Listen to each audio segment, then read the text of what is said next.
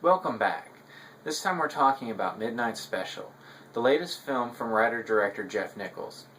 Now he's probably best known for the movies Mud, starring Matthew McConaughey, and Take Shelter, starring Michael Shannon. Now I have to admit I haven't actually seen either of those movies, but I had heard good things, so when I first saw the trailer for Midnight Special about 2 months ago, I was intrigued.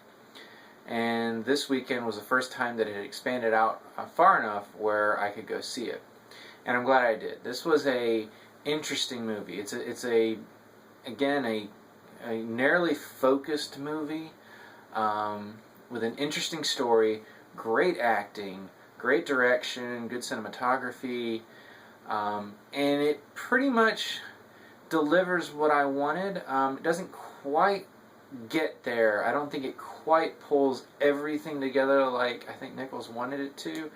But I have to say this was an enjoyable experience, and one that I have no regrets going to see. I will say, if you tend to find movies that have a slower pace, dull, or even boring, this is probably not the movie for you. But if you like good acting and you like a interesting story with a lot of secrets that get revealed at a good pace, then this one's for you. I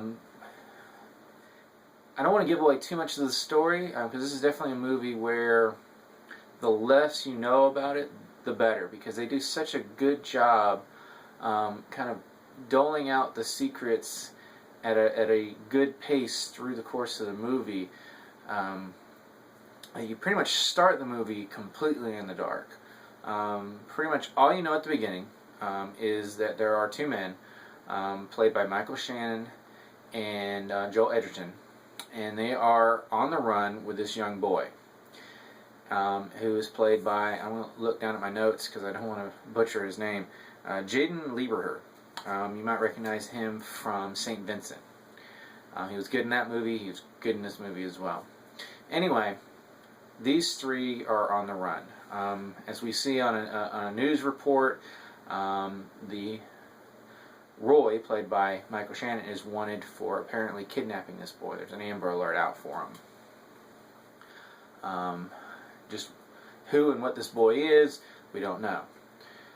We're then introduced to what appears to be kind of a cult in somewhere in rural Texas, where apparently this boy, Alton is his name, I don't know if they worshipped him but apparently he has some kind of powers that they basically turned his what he's said into almost like a scripture.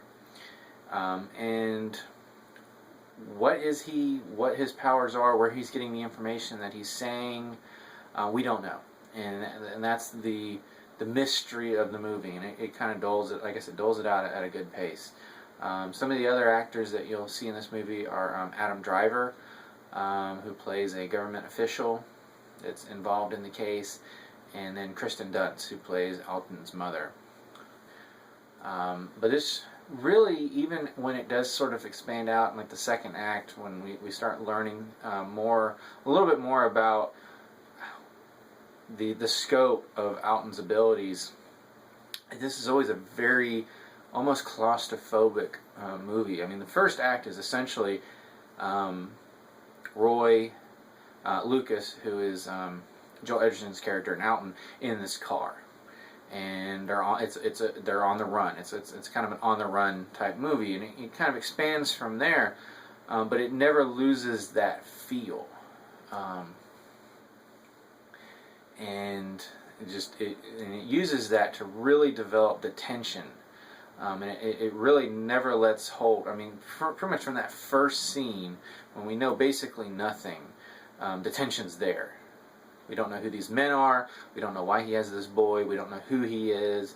And then as we learn more, and the kind of the layers are peeled back, we understand. But one of the things I really loved is even when you find out who Roy is and who Lucas is, their motivations on why they're doing what they are not immediately revealed either. And it doesn't play coy with it. I mean, when there's a secret to be revealed, we learn it. But it does a good job of kind of keeping some cards close to the vest, so in those early moments, even though when we think, okay, this person's a good character and this person's a bad character, we still don't really know if their motivations are going to lead to a good result, at least for Alton. And I really like that about this movie. So, now I will say, and this is the case with a lot of movies like this, take 10 Cloverfield Lane. That's a movie that I think thematically is similar to this. It has kind of a similar vibe.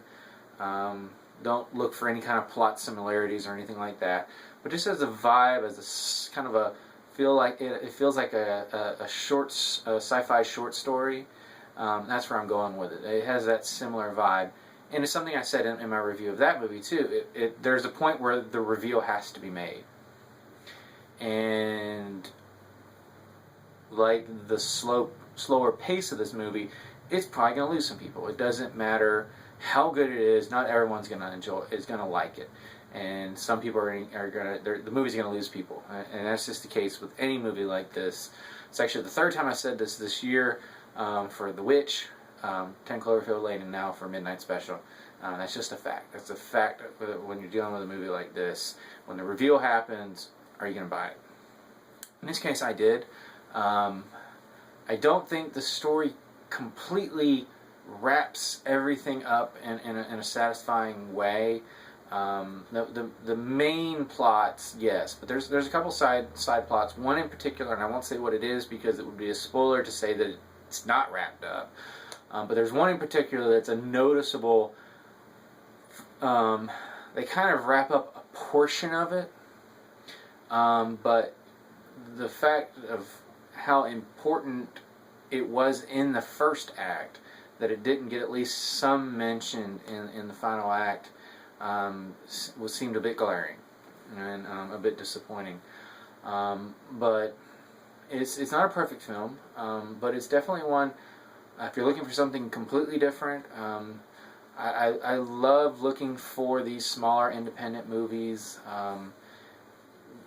This is almost this time last year when Ex Machina came out, which ended up making my top 10 for last year.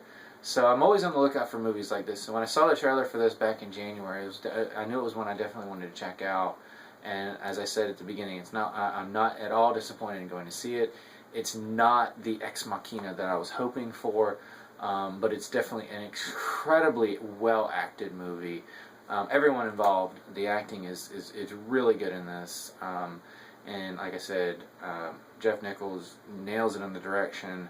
The cinematography is great. The pacing, for the most part, is really good. If you like these kind of smaller, more thoughtful, kind of sci-fi-ish movies, this is definitely one I would recommend checking out. So, have you seen it? If you have, let me know your thoughts. And as always, until next time, I'll see you at the movies.